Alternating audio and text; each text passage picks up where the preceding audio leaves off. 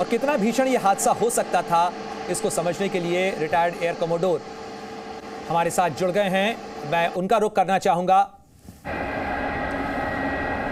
As बहल, retired air commodore as बहल हमारे साथ जुड़े हैं, उनका रुख करना चाहेंगे। बहल साहब, ये तस्वीरें शायद आपने भी देखी होंगी। हानिडा एयरपोर्ट है जापान के टोक्यो का जो डोमेस्टिक एयरपोर्ट है, लेकिन ऐसे में कितनी बड़ी चुनौती, कितना बड़ा खतरा होता है। टोक्यो एक बिजी एयरपोर्ट है, उसके ऊपर अगर विमान रनवे पर ऐसे हादसे का शिकार होता है, ऐसे में क्या प्रोटोकॉल्स होते हैं और कितना बड़ा ये हादसा हो सकता था?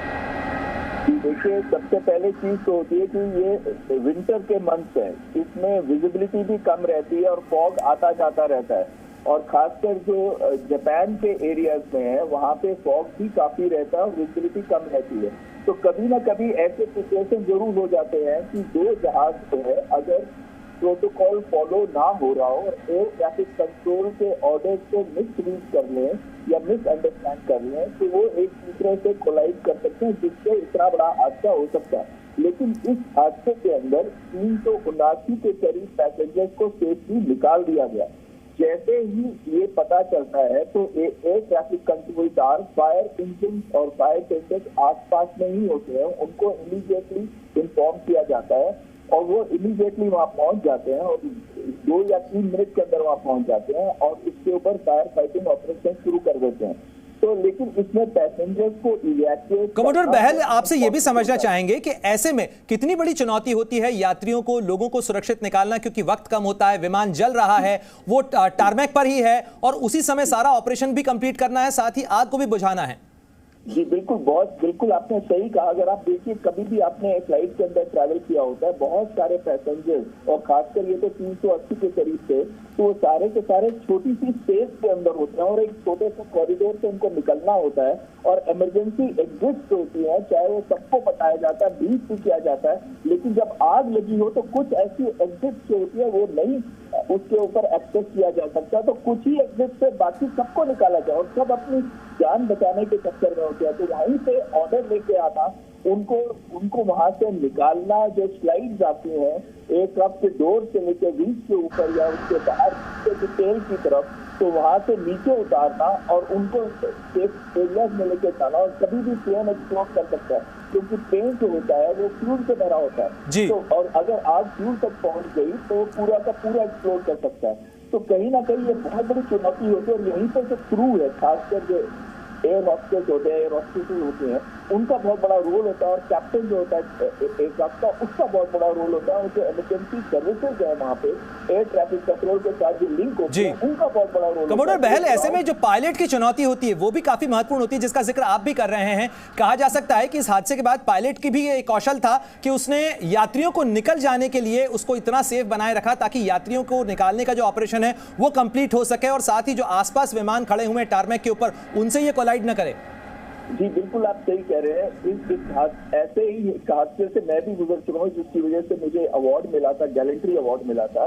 तो कहीं ना कहीं ये जो दर्शाता है कि जो कैप्टन है, और एक ऐसा एक्सीडेंट भी पहले हो चुका है, अमेरिका का जहाज ने लैंड किया था हडसन रिवर पे, तो कैप्टन सबसे एंड में जहाज से बाहर निकला, उसने कोऑर्डिनेट किया, उसने इंश्योर किया कि स्मूथली ये सारे ऑपरेशन हो सके, तो उसको भी बाद में बहुत अवार्ड मिला था, उस कैप्टन को भी। तो कहीं ना कहीं मैं ये कहना चाहूंगा कि ये इसमें कैप्टन का बहुत बड़ा रोल होता है, किस तरीके से वो अपनी लीडरशिप दिखाता है, किस तरीके से वो कंट्रोल और कोऑर्डिनेट करता है सारे पैसेंजर्स को स्मूथली बाहर निकलने में, जबकि सब अपनी जान बचाना। बिल्कुल कमोडोर बहल, लेकिन जो एटीएफ होता है वो बहुत ज्वलनशील होता है। ऐसे में जो अभी जापान मेट्रोलॉजिकल डिपार्टमेंट है उसके मुताबिक हानिडा एयरपोर्ट के ऊपर 1.6 मीटर की रफ्तार से हवाएं चल रही हैं। क्या ऐसे में जो विंड स्पीड होती है वो भी इस तरीके के अग्निकांड को और कॉम्प्लिकेट कर देती है? ये बिल्कुल सही कहा आपने।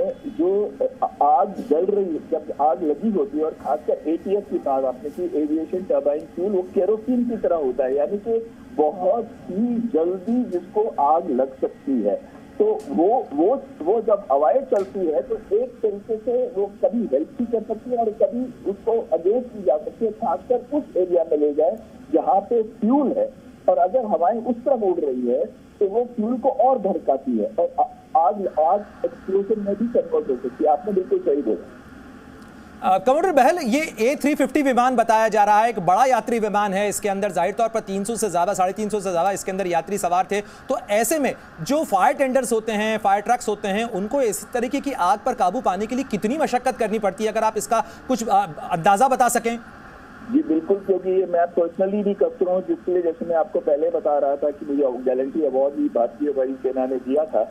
तो कहीं ना कहीं जब हम कोऑर्डिनेट करते हैं ये पूरे फायर टेंडर की, तो उसमें पानी से ज्यादा फोम का बहुत बड़ा रोल होता है, क्योंकि आग को कंट्रोल करना, खासकर जो फ्यूल की आग लगी है उसमें फोम चारों तरफ से डाला जाता है, ताकि फोम जो ऑक्सीजन को है वो प्रिवेंट करे आग के पास आने में। तो अगर ऑक्सीजन नहीं होगी तो आग जल्दी बुझ जाती है।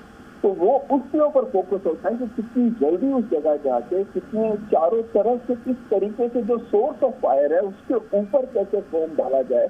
तो कहीं ना कहीं ये बहुत बड़ा रोल प्ले करता है। कमोडोर बहल, आप जाहिर तौर पर इंटरनेशनल एविएशन के अंदर हर कोई एक दूसरे के एक्सपीरियंसेस से सीखता है, लेकिन जिस तरीके से एयर ट्रैफिक, एयर ट्रांसपोर्ट बढ़ता चला जा रहा है, नए नए एयरपोर्ट्स भी बन रहे हैं, ऐसे में भारतीय एविएशन के लिए भी जाहिर तौर पर कुछ सबक जरूर होंगे। क्या हम लोग भी इन तमाम चीज़ों को ऑब्जर्व करते हैं, स्टडी करते हैं और उसके बाद जो बेस्ट प्रैक्टिसेस होती हैं उन्हें इंप्लीमेंट करते हैं? जी बिल्कुल सही कहा आपने। जैसे जैसे एविएशन बढ़ रहा है और जिस हिसाब से मिलियंस ऑफ पैसेंजर्स एक एयरपोर्ट से जाते हैं और कितने ही जहाज उड़ते हैं, और हर 1 या 2 मिनट के अंदर एक जहाज उड़ रहा होता है। खासकर अगर हम दिल्ली देखें या बाहर के लॉस एंजलिस इंटरनेशनल एयरपोर्ट देखें या जो भी बाहर के बड़े एयरपोर्ट है, सब जगह पे बहुत ट्रैफिक कंजेशन बहुत होता है। और खासकर जब ये विंटर के मंथ होते हैं तो विजिबिलिटी कम हो जाती है, उसकी वजह से भी कहीं ना कहीं बहुत इफेक्ट करती है। और यही एक रीजन है, और ये पहले भी हो चुका है एक जगह पे, यहाँ 2 KLM के जहाज, एक टेक ऑफ कर रहा था और KLM का जहाज लैंड कर रहा था। तो लैंड करता हुआ जहाज, टेक ऑफ करता हुआ जहाज जो है वो लैंडिंग के बाद टेक ऑफ करने लगा, तो कहीं ना कहीं उसमें मिस गाइड हुआ। कमोडोर बहल, हम दर्शकों को ये तस्वीरें दिखा रहे हैं, आई एम श्योर ये तस्वीरें आपने भी देखी होंगी, लेकिन अगर आप ये बता सकें कि ऐसे समय में, चूंकि ये जो विंडो होती है, रेस्क्यू की विंडो होती है, वो बहुत कम होती है, अगर आप ये बता सकें कि ऐसे में इन तस्वीरों के साथ, अगर कोई प्रिसाइज कैलकुलेशन नहीं मैं पूछ रहा हूं आपसे, लेकिन अगर एक बॉलपार्क फिगर में आप बता सकें कि कितना कम समय का टाइम विंडो होता है जिसमें यात्रियों को सुरक्षित निकालना होता है और विमान को स्टेबलाइज भी करना होता है। जी बिल्कुल, बहुत सही कहा आपने।